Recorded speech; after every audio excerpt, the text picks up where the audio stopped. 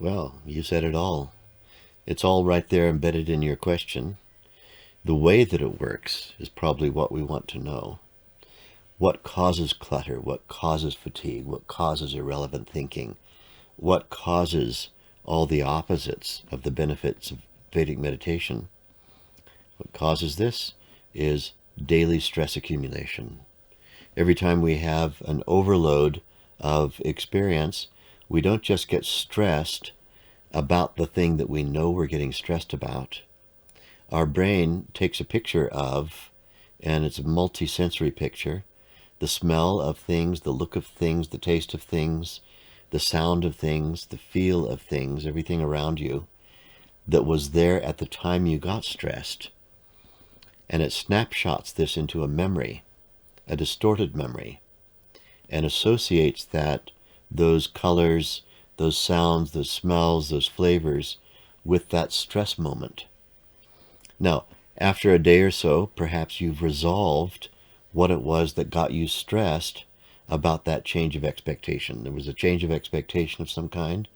Some big demand was made on you. You weren't able to adapt. You maladapted, and you got stressed. Maybe with some skill, you might be able to overcome whatever it was you were getting stressed about.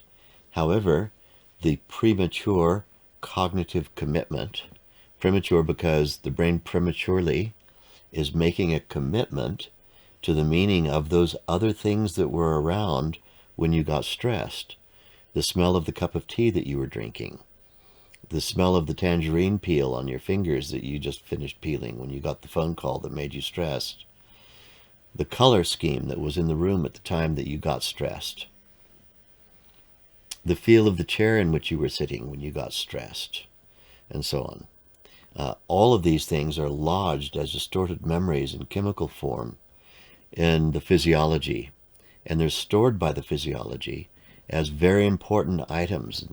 They eat up the brain's computing power, holding on to these stress programs. So if I was looking at something that was reddish colored at the time that I got a bad telephone call and got stressed over it, red now is a stress trigger for me, and I don't even know. But every time I see red, then I start feeling sweaty hands, sweaty palms, and I start getting repetitive, irrelevant thoughts and strange moods, and I lose my ability to digest food. Maybe the smell of tangerine was on my fingers because I just finished peeling one at the time that I got the nasty phone call that gave me news that I couldn't adapt to.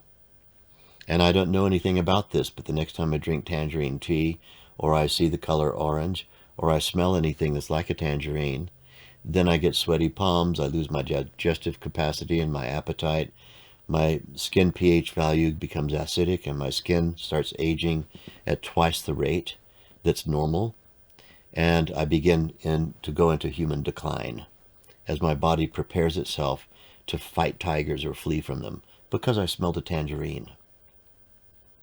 These are called premature cognitive commitments, and we have hundreds of thousands of them.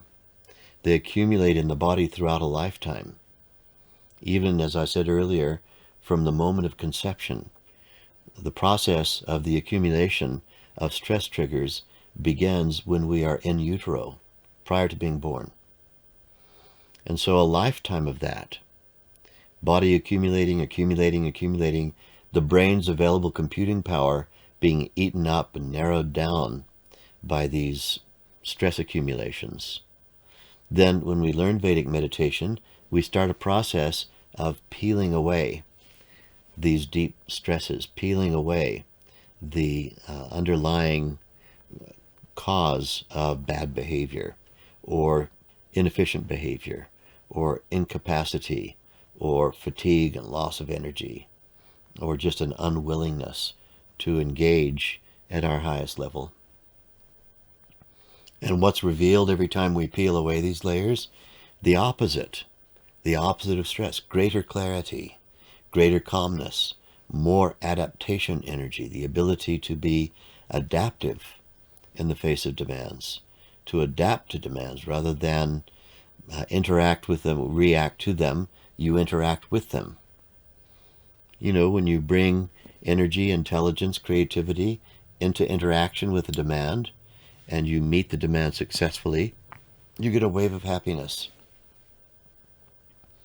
On the opposite side, when a demand is made on you and you're not able to meet it successfully with an abundance of inner potential, then you go into reactive mode. And the mind and the brain and the body are left with only the ability to fight the demand, to kill it, to make it go away, or to flee from it. Fight, flight reaction. Stress.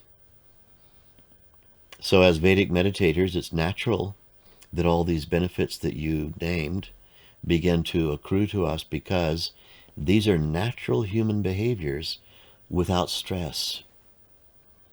When we're stressed, it's natural to behave as if we're just about to die almost all the time. When we're not stressed, it's natural for us to behave as if we have all the time in the world. We can move at high speed, be very accurate, and be totally calm under pressure. This is the classic benefit of practicing Vedic meditation.